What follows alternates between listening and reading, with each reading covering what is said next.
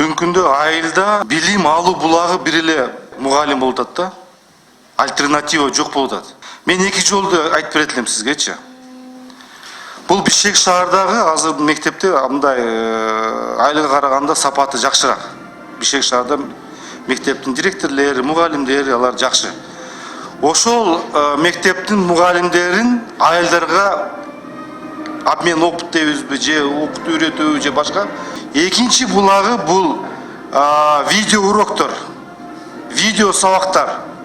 Ошону көбөйтсөк, ошондо биздин балабызда альтернатива бир мугалимге байланбайт, Бишкектен келген тажрыйбалуу мугалимге же видео урокторго, сабактарга ошол байланыш керек да. Ошондо анда көбүрөөк маалымат алуу, көбүрөөк башка адамдар менен сүйлөшүү, баарлашуу деген мүмкүнчүлүктөр жаралат да. Ошол жагынан мен сизге мындай каалоо иретинде ушуна эске алып коюңуз. Рахмат.